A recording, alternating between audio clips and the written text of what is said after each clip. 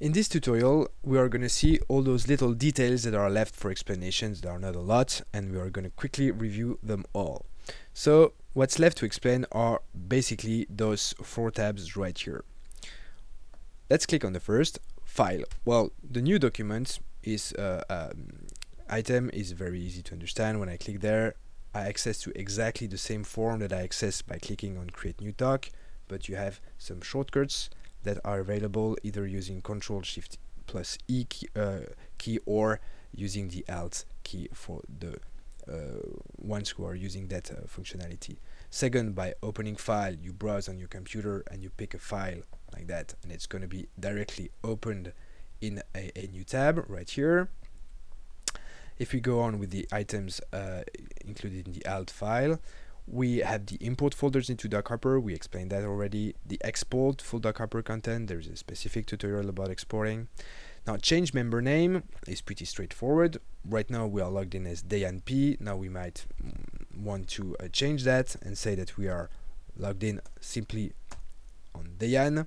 So I click on Dayan and I don't click on the OK button. Immediately this has been changed here, but has not been changed there. So in order to check that everything is okay, I'm just gonna change quickly documents, and we can immediately see that the meta information panel is refreshed. Of course, if we change the password, well, it's pretty straightforward. The Dockhopper first asks you to type the old password, and the new password has to be typed twice. Let's not do that. Now if we get out, of course, if I click on logout and exit, and if I click on exit, in both cases I shut down Dockhopper, but here I will have to necessarily when I'm logging out and exiting, the next time I will launch Dockhopper, I will have to type my own password. While here, for certain users, it's possible to open directly Dockhopper without actually having to type the password. So let's go to tabs. Tabs is pretty straightforward. Once again, by selecting the web item here, I'm opening a web browser, exactly the same thing that I would achieve by clicking on this button. By selecting homepage, well, I can very easily decide to change the homepage simply by copy pasting another URL. Let's not do that. The tabs, close current tabs is very easy to understand. If I do that, I'm just closing the browser right now.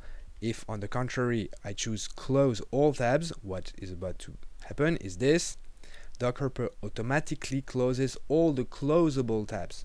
The first two tabs, results and my computer, those two tabs cannot be closed. This is why the little arrow here at the right hand side of your screen is gray. If I went on my computer and clicked, for example, on this file, open it right here, you could see that this arrow is now black, which means that I can actually close this tab. Here I am. There we are.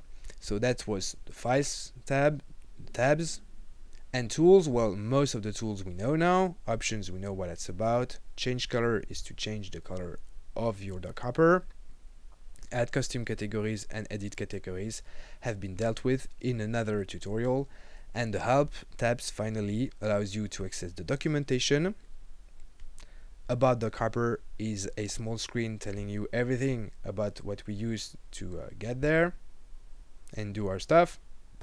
Finally, there's going to be a new tab being added that allows automatic access to the tutorial directly from Dockhopper.